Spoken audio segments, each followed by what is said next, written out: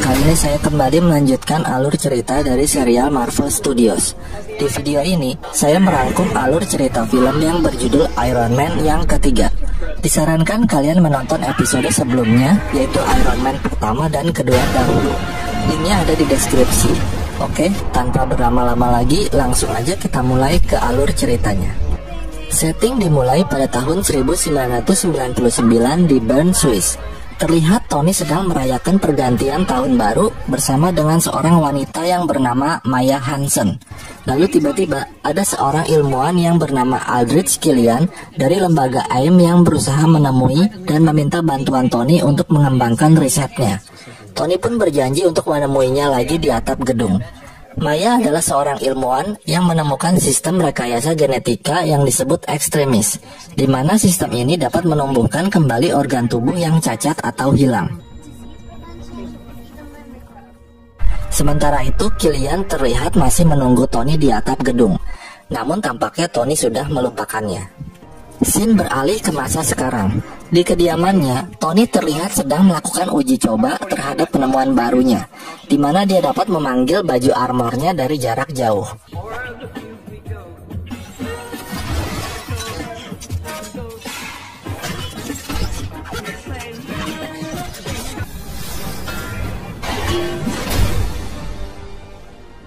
Sementara itu, di TV sedang memberitakan mengenai serangkaian serangan yang dilakukan oleh teroris yang bernama Mandarin.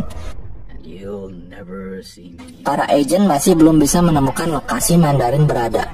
Menanggapi hal ini, Presiden Amerika memperkenalkan Iron Patriot yang dikendalikan oleh Kolonel James Rhodes.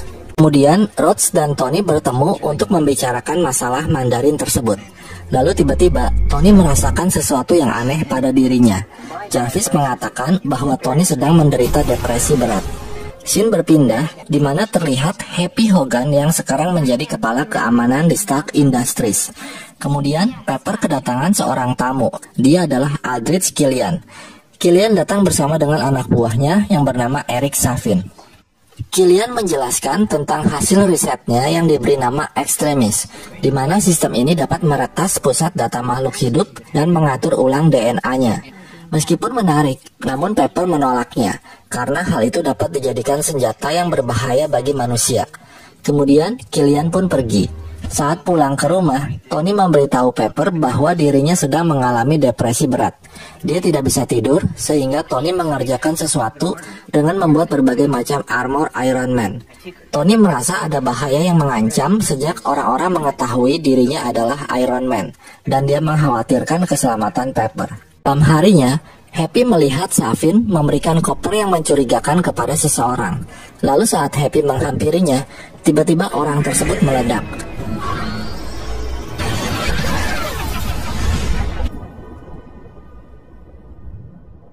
Happy yang masih sadar, ia melihat Safin ternyata masih hidup setelah terkena ledakan, dan tubuhnya dengan cepat dapat menyembuhkan luka-lukanya sendiri.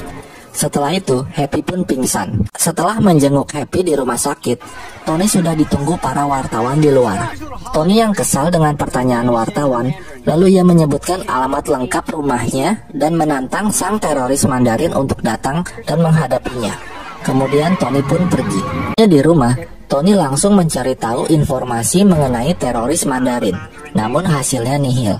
Lalu tiba-tiba, seorang wanita datang ke rumah Tony. Dia adalah Maya Hansen. Saat mereka sedang berbincang-bincang, tiba-tiba rumah Tony diserang. Tony pun segera berusaha menyelamatkan Pepper dengan armornya. Lalu Tony menyuruh Pepper untuk pergi dan menyelamatkan Maya.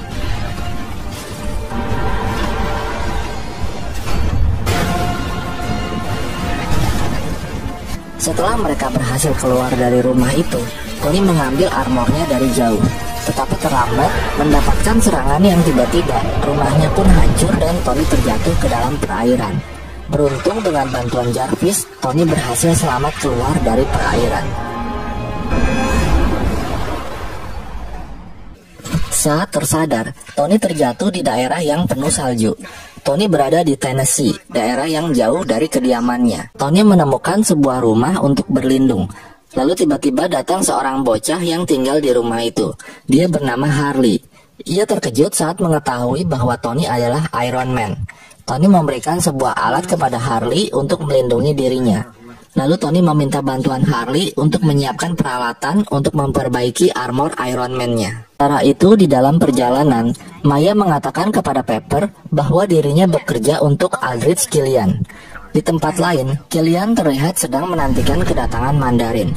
Dan tak lama kemudian, sang master pun datang dan langsung memasuki suatu ruangan untuk melakukan sesuatu. Harley mengajak Tony ke suatu tempat. Harley bercerita bahwa dulu ada seseorang yang bernama Chad Davis. Menurut rumor, dia menjadi gila dan membuat bom, lalu meledakkan dirinya di tempat itu. Tony curiga karena 6 orang tewas, namun hanya ada 5 bayangan. Setelah itu, Tony dan Harley pergi ke sebuah bar untuk menemui ibunya Davis. Di dalam bar, saat Tony sedang berbincang dengan ibunya Davis, tiba-tiba ia diborgol oleh seorang wanita yang bernama Ellen Brandt. Ia dapat mengeluarkan panas dari dalam tubuhnya. Ellen menyerang orang-orang di sekitar dan mengejar Tony.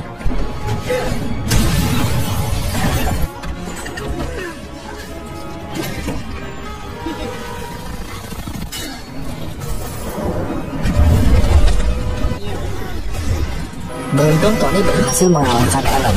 Namun ternyata di sana juga ada Savin yang menyerang Tony dan menawan Harley. Namun Harley berhasil selamat berkat senjata yang diberikan Tony, dan Tony pun berhasil melumpuhkan Savin. Setelah itu, ia berpesan kepada Harley untuk menjaga armornya dan ia pun pergi. Sementara itu, seluruh siaran TV di Amerika disabotase oleh teroris Mandarin, dan ia mengancam akan menembak mati Thomas Richards, seorang akuntan di perusahaan Roxxon Oil. Dia mengatakan jika presiden menelponnya dalam setengah menit, Thomas akan dibiarkan hidup. Namun saat presiden menelepon Mandarin, teroris itu malah menembak Thomas hingga tewas.